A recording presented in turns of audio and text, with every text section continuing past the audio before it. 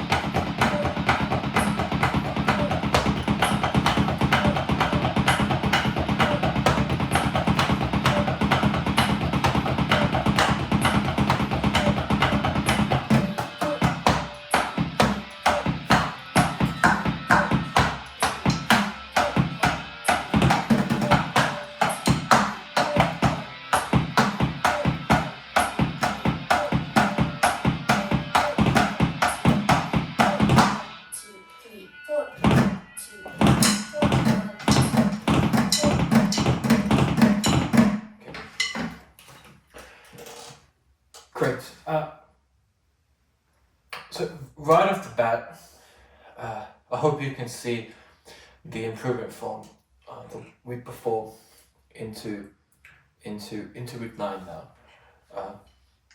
Some great improvements all around, and we're starting to really take the song starting to really take good shape. Some key highlights, some positives. The doubles, particularly in the solo section, when we have sort of a drum solo, a lot more accurate, and I find that really leading back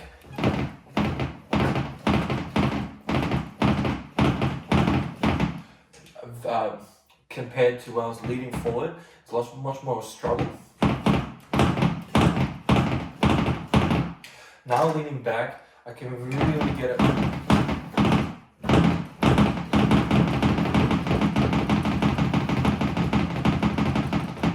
The left foot's slightly still lagging a little bit, but we're just working on that because obviously my right foot's my dominant. But it's much freer.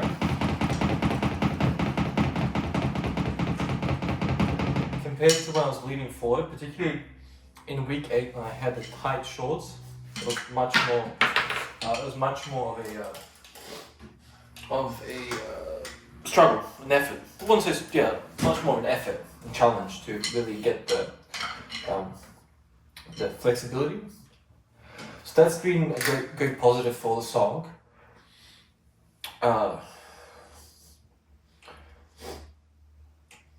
The opening,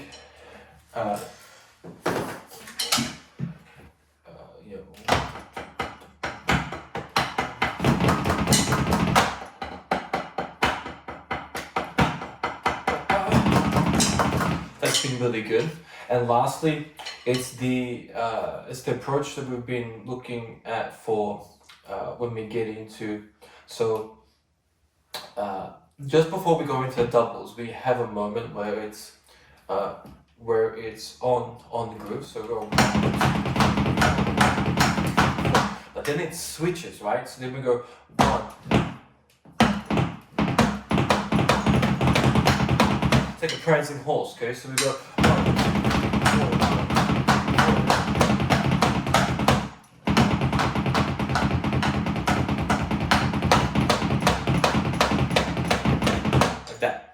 That's been really good. It's lagging a little bit. I find that it doesn't go, I don't switch over quick enough for the first one. It sort of comes on the second and third beat. So 1.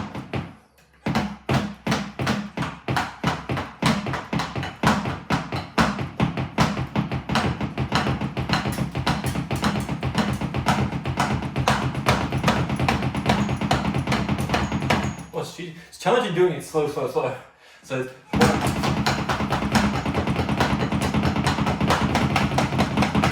something like that, right? So we go 1, 2, 3, 4, 1, 2, 3, 4, 1, 2, 3, 4, 1, 2, 3, 4, then 1. Right? So we're not going 1 with the cymbals and the snares. So 1, 2, 3, 4, 1, 2, 3, 4, 1, 2, 3, 4, 1, 2, 3, 4. We go 1, 2, 3, 4, 1, 2, 3, 4, and then we switch over to 1, which is really cool. So like that prancing sort of horse we mentioned, and then we go into the doubles.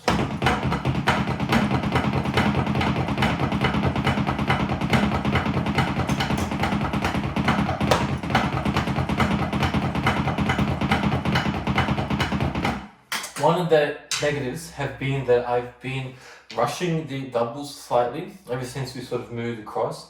That's something I didn't notice before. So they're not clear and transparent.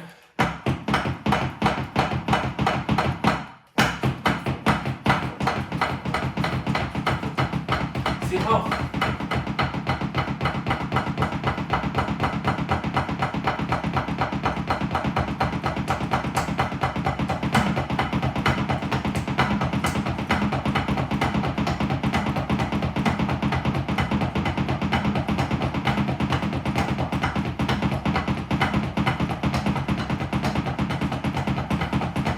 see, that's off, right?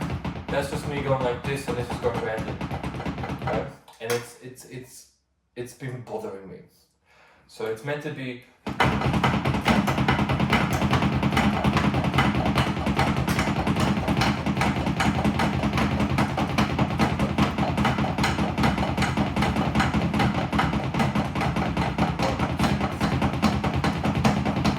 Meant to be like that. So.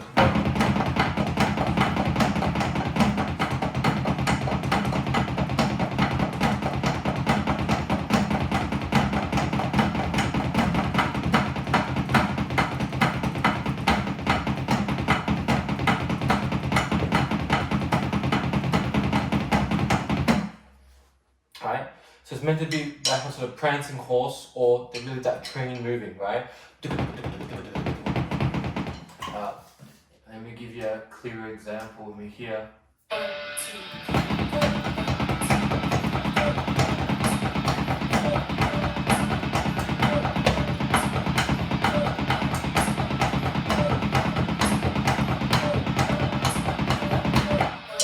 see, you notice how near the end we sort of let it slip, and I think that that's a factor of the left foot sort of lagging behind, and it's sort of something I didn't pick up. And it's a bit of a habit that we've developed, so we just need to fix that now. But thankfully we picked it up early. I think it's just an element of rushing a bit too much. So we just need to work on that moving into week 10, logbook 10. So that's just been the area that we need to start working on.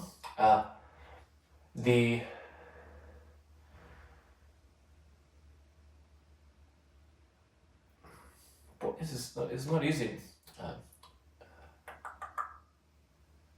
Yeah, obviously there's a few missed notes that I need to address. So some parts that I've missed. Some symbols and the toms that I missed, which we can't let happen. We need to make sure that they're on point. And that's probably the second one. And then there's one more back. So you need to remember. Yeah, I would say that overall, again, it comes back to we need to start polishing the song. It's still quite rough. It's still a rough gem. Now we need to start polishing. Now that we've sort of switched off the backing synthetic drums, now it's really about polishing it and making sure that similar to Stimulus, what we did for week 8. I'm really happy with the structure and everything we've gotten, and now it's just about, okay, we need to polish it, polish. So now we're at that stage where we've sort of worked out, the song, and there's some great moments, but there's still a few moments that we need to address and start polishing down. And I think that it's really an element of just getting comfortable with the song. This is probably the first week that I'm starting to really just sort of get relaxed and groove with the song. But there's still moments, particularly those doubles, the switches, the transitions, going from the snares across, and then just maintaining the right sort of groove and vibe with the song, particularly with the quick changes into the doubles. So that's just something we have to work on. But just to keep it sort of straightforward, I would really want to work on making sure that double kick is on point for moving into week 10. I want to make sure that's clear, because I don't want that. I want to make sure that it's very accurate, and I want to develop more control over the drum pedals, the kicks. So the bass drum. So I think leaning back has really been beneficial for me. That's really helped. And now it's just about sort of getting used to that and going with that. Even sometimes leaning slightly forward, that natural sort of lever to really attenuate certain moments has really helped. What I would like to do is do something special for you, and I will play the original song. So what we can do here is we can switch over, and the cool thing is that we can turn off the drums, and we can play backing track without the drums, which I think is pretty cool. And as a bit of a sort of reward for me, every time I sort of finish the practice, I like to do this because it excites me to sort of, you know, where we are wanting to get to. So I like to share with you that. So we're going to play the sort of, you know, the real sort of backing track without the drums, don't take it away from it, and see how we go. Okay, here we go.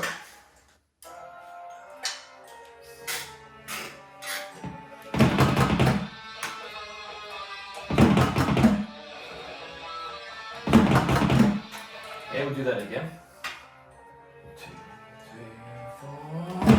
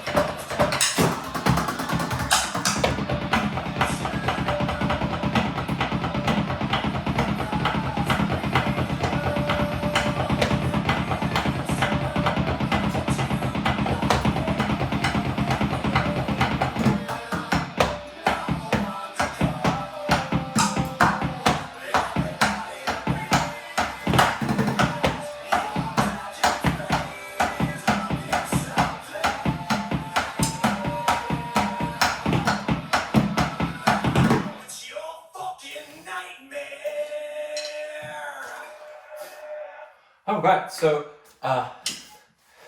you can see how a wonderful bag of mess that was. But I think it's a good place to just sort of cut the sort of head of the snake analogy and just let's get going, and then just push forward into the week. But you can see what we're pushing towards without the metronome and everything. So we've still got a good ground to cover before we're 100% comfortable with playing without the metronome and just playing it freehand like that, which is something I am wanting to do for this piece. I don't want to have that sort of click in the back for the song. I want to feel the song, play with the guitars and instrumentation and the bass. Then focusing on just the click and all that. So I'm okay with it sort of flowing. It doesn't have to be like 100% on point. But I do want to progress to that point where we are sort of doing it freehand like that. So that's what we're pushing towards. And you can see that we are much stronger when we have the metronome with us, and it's a much more solid package. And now it's about, okay, every time I do it, I finish with that, okay, this is what we need to work on. And it really just puts everything on display. There's nothing to hide behind now. It's really much up to you to really get into groove. And the greatest progression this week has been that everything's on display, and it really showcased a few areas that I didn't notice beforehand, and now we just need to work on those and tidy those up, and just keep working towards that. And then obviously incorporate the sounds of the drum kit, but we'll get there first. I don't want the sounds to overshadow what we need to do first, because if it's dog turd, it's always going to be dog turd, and making nice nice shiny polished effects isn't going to help. So we need to make sure that the foundation is really strong and make it sound as great as we can, just raw like this. And then when we just as we've progressed now, naturally we'll progress on to adding the sound effects. I just don't feel we're there right now, and that's a great example.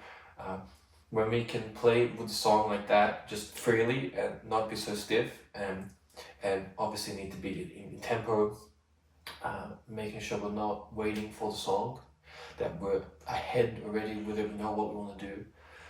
Those are just some areas that we need to work towards, and then once we can freely play with the song